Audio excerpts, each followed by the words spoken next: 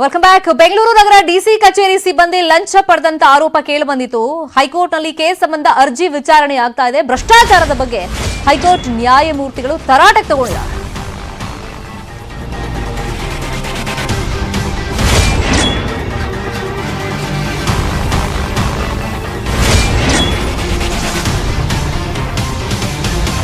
ಈ ಭ್ರಷ್ಟಾಚಾರವನ್ನ ಕ್ಯಾನ್ಸರ್ಗೆ ಹೋಲಿಕೆ ಮಾಡಿದ್ದಾರೆ ನ್ಯಾಯಮೂರ್ತಿಗಳು. 4ನೇ ಹಂತಕ್ಕಿದೆ, ಹೋಗಬಾರದು. ಬೇಲಿ ಎದ್ದು ಹೊಲ ಮೇಯ್ದ್ರೆ ನಾವೇನ್ ಮಾಡೋದು? ಸರ್ಚ್ ವಾರೆಂಟ್ ತೋರಿಸಿ ವಸೂಲಿ ಮಾಡೋದೆಲ್ಲ ನಡೀತಾ ಇದೆ ಅಂದ್ರೆ ಹೆದರಿಸ್ತಾ ಇದ್ದಾರೆ.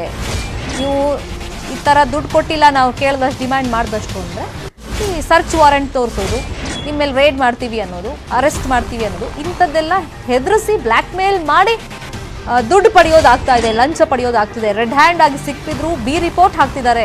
ಇದ್ಯಾಕೆ ಅಂತ ಜಡ್ಜ್ ನೇರವಾಗಿ ಪ್ರಶ್ನೆ ಮಾಡಿದ್ದಾರೆ. ಎಸಿಬಿ ಸಲ್ಲಿಸಿರುವಂತಹ ಬಿ ರಿಪೋರ್ಟ್ಗಳ ಮಾಹಿತಿಯನ್ನ ಕೊಟ್ಟಿಲ್ಲ. ಮಾಹಿತಿ ನೀಡದ ಎಸಿಬಿ ವಕೀಲರಿಗೆ ಹೈಕೋರ್ಟ್ ತರಾಟೆಗೆ ತಗೊಂಡಿದೆ. ನನಗೆ ಯಾರ ಹೆದರಿಕೆ ಇಲ್ಲ, ಬೆಕ್ಕಿಗೆ ಗಂಟೆ ಕಟ್ಟೋಕೆ ಸಿದ್ಧನಿದ್ದೀನಿ. ಜಡ್ಜ್ ಆದ್ಮೇಲೆ ನಾನು 1 ಇಂಚು ಆಸ್ತಿ ಮಾಡಿಲ್ಲ. ನನ್ನ ಜಡ್ಜ್ ಹುದ್ದೆ ಹೋದ್ರೂ ನನಗೆ ಚಿಂತೆ ಇಲ್ಲ, ನಾನು ಅದಕ್ಕೆಲ್ಲ ಚಿಂತೆ ಮಾಡಲ್ಲ ಅಂತ ಗರಂ ಆಗಿದ್ದಾರೆ ಹೈಕೋರ್ಟ್ನ ನ್ಯಾಯಮೂರ್ತಿ HP ಸಂದೇಶ್ ಅವರು. ನಾನು ರೈತನ ಮಗ, ಭೂಮಿ ಉಳುಮೆ ಮಾಡೋಕ್ಕೂ ನಾನು ರೆಡಿ ಇದ್ದೀನಿ. ನಾನು ಯಾವುದೇ ರಾಜಕೀಯ ಪಕ್ಷಕ್ಕೂ ಸೇರಿದವನಲ್ಲ.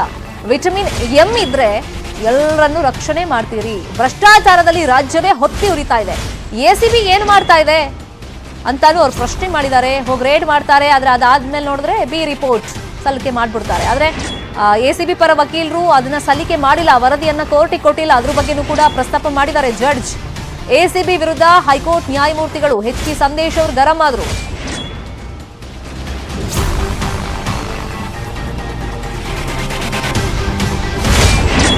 ಈಗ ಫಸ್ಟ್ ಜನ ನಂಬೋದು ಅಧಿಕಾರಿಗಳನ್ನ, ನಮ್ಮ ವ್ಯವಸ್ಥೆಯನ್ನ. ಆ ವ್ಯವಸ್ಥೆ ಎಲ್ಲ ಅವ್ಯವಸ್ಥೆ ಆಗಿದೆ ಅಂತ ಖುದ್ದಾಗಿ ಜಡ್ಜೆ ತಮ್ಮ ಅಸಮಾಧಾನವನ್ನ ವ್ಯಕ್ತಪಡಿಸಿದ್ದಾರೆ. ಮತ್ತೆ ಈ ನ್ಯಾಯಾಂಗದ ವ್ಯವಸ್ಥೆ ಮೇಲೂ ಕೂಡ ಜನ ನಂಬಿಕೆಯನ್ನ ಇಟ್ಕೊಂಡಿದ್ದಾರೆ. ಅದಕ್ಕೆ ಪೂರಕ ಅನ್ನೋ ರೀತಿಯಲ್ಲೇ ಜಡ್ಜ್ ಇವತ್ತು ಮಾತಾಡಿದ್ದಾರೆ. ಯಾಕಂದ್ರೆ ನನಗೆ ಈ ಸೀಟ್ ಮೇಲೆ ಬಹಳಷ್ಟು ಗೌರವ ಇದೆ. ಅಂದ್ರೆ ನಾನು ಈ ತರ ಜಡ್ಜ್ ಆದ್ಮೇಲೆ ಈ ಹುದ್ದೆಗೆ ಬಂದ ಮೇಲೆ 1 ರೂಪಾಯಿನೂ ತಗೊಂಡಿಲ್ಲ, ನಾನು ಆಸ್ತಿ ಮಾಡಿಲ್ಲ. ಬೇಕಾದ್ರೆ ನಾನು ಈ ಹುದ್ದೆ ಬಿಟ್ಟು ಮತ್ತೆ ನಾನು ರೈತನ ಮಗ, ಬೇಕಾದ್ರೆ ಹೋಗಿ ಭೂಮಿ ಉಳುಮೆ ಮಾಡೋದಕ್ಕೂ ನಾನು ರೆಡಿ ಇದ್ದೀನಿ. ಆದ್ರೆ ಇಷ್ಟೆಲ್ಲ ಅವ್ಯವಸ್ಥೆಗಳು ಆಗ್ತಾ ಇದೆಯಲ್ಲ, ಅಧಿಕಾರಿಗಳು ಏನ್ ಮಾಡ್ತಾ ಇದ್ದಾರೆ? ಎಸಿಬಿ ಹೋಗಿ ರೇಡ್ ಮಾಡುತ್ತೆ, ಆದ್ರೆ ನೆಕ್ಸ್ಟ್ ನೋಡಿದ್ರೆ ಮಾಧ್ಯಮದಲ್ಲೂ ಬರುತ್ತೆ. ಯಾಕಂದ್ರೆ ಅವ್ರ ಮನೇಲಿ ಹಂಗ್ ಚಿನ್ನ ಸಿಕ್ತು, ಹಿಂಗ್ ನಗದು ಸಿಕ್ತು, ಆದಾಯಕ್ಕಿಂತ ಜಾಸ್ತಿ ಅವರು ಆಸ್ತಿ ಗಳಿಕೆ ಮಾಡಿದ್ದಾರೆ, ಇಂಥದ್ದೆಲ್ಲ ವರದಿ ಬರುತ್ತೆ. ಅದಾದ್ಮೇಲೆ ನೋಡಿದ್ರೆ ಅವ್ರು ಬಿ ರಿಪೋರ್ಟ್ ಅಂದ್ರೆ ಸರಿಯಾಗೆಲ್ಲ ಲೆಕ್ಕ ತೋರಿಸಿದ್ದಾರೆ ಅನ್ನೋ ರೀತಿಯಲ್ಲೇ ಚಾರ್ಜ್ ಶೀಟ್ ಎಲ್ಲ ಸಲ್ಲಿಕೆ ಮಾಡ್ತಾರೆ.